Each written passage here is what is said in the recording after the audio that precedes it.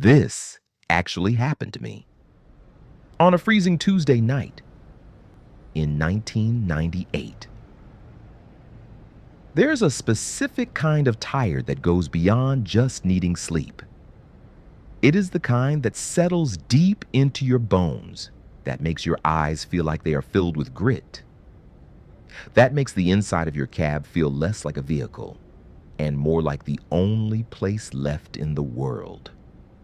Somewhere well past midnight, somewhere between the depot and where I was supposed to drop the load, the dash was glowing that dim greenish light, the tachograph ticking away, the cab heater was blasting. Not because I was cold exactly, but because the heavy hum of the diesel engine and that warmth were the only thing keeping me tethered to something real. In the cup holder, a bruised steel thermos of service station coffee, long since gone cold, and beyond the windscreen, nothing. Just the big beams cutting a pale tunnel through an ocean of absolute black. When you are sitting that high up, pulling 30-odd tons of freight in the pitch dark, you just have to trust that whatever is out there is not going to kill you. It was just me, the rig, and the road. I do not remember exactly when it started happening. That is the terrifying thing about motorway hypnosis. It does not announce itself. It does not ask permission. It just begins. The yellow street lights started passing overhead in a rhythm. Flash, pause, flash, pause, flash, pause. The white dashes on the tarmac started blurring together into one long, continuous, pulsing line, like a pendulum, swinging, swinging, swinging. And somewhere between one flash and the next, my mind simply let go. It is the strangest sensation I have ever felt. My hands were still on the massive steering wheel. My boot was still resting on the accelerator. My eyes were technically open, but I was not in the cab anymore. I was floating somewhere warm and quiet, drifting through half-formed memories, a conversation on the CB radio from 10 years ago, the face of an old mate, random thoughts that connected to nothing, dissolving before they finished forming, and then not even thoughts, just a vast, vibrating blankness, like someone had reached into my head and gently tripped the breaker switch. I came back the way you sometimes come back from a dream you cannot remember. Suddenly, violently. My eyes snapped into focus. My hands were gripping the wheel. The road was still rolling beneath me, but something was deeply, viscerally wrong. I glanced down at the tacho. Then I looked up at a green distance sign sliding past my window, and the blood drained right out of my face. An hour, an entire hour had disappeared. 60 miles of motorway, gone, erased. I did not remember the slip roads. I did not remember the roundabouts. I did not remember checking my mirrors once. Were there even other vehicles? My mind started clawing at itself, trying to find any fragment, any shadow of the last 60 minutes. There was nothing. And then the question hit me, the question that still keeps me awake at night. If I was not driving this 40-ton rig, then what was? That thought alone should have been enough to shake me fully awake. And it did. For about 2 seconds, I squeezed the wheel, sat up straight in the air seat, blinked hard. I told myself to focus. I told myself to just look at the road. So I looked at the road.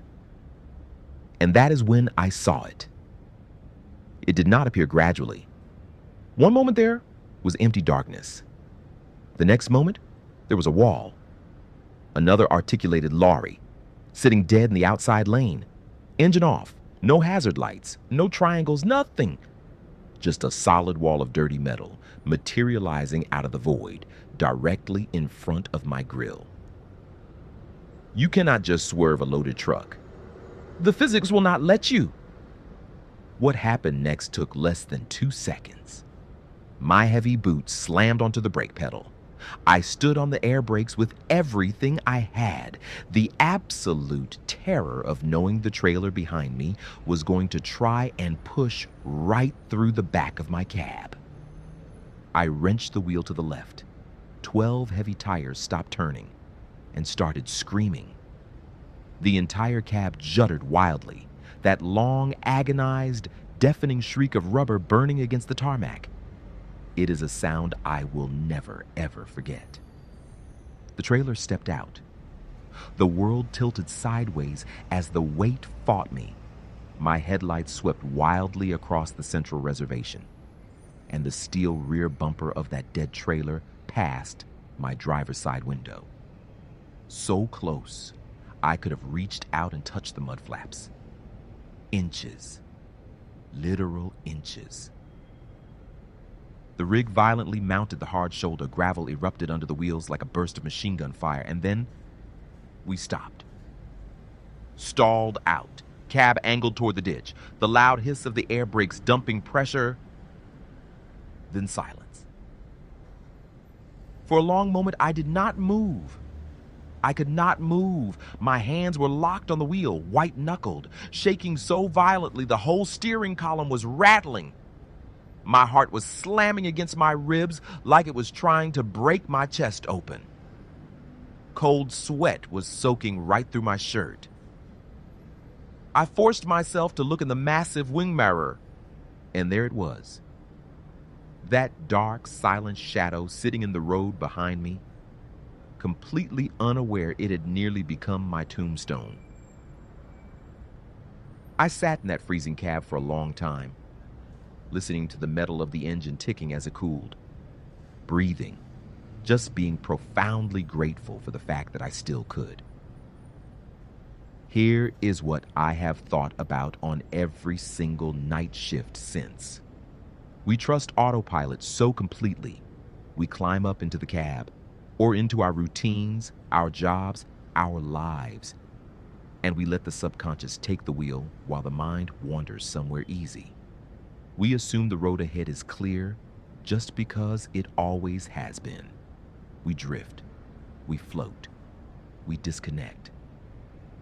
But life does not always give you a warning on the radio.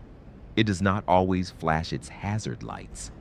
Sometimes it just sits there in the dark, 40 tons of solid iron, and waits for you to come back to yourself. The only question is whether you wake up in time to hit the brakes. Grip the wheel, watch the road, be here, fully here, not somewhere in your memories or your worries. Right here, right now. This moment is the only one you can actually steer. Do not sleepwalk through it.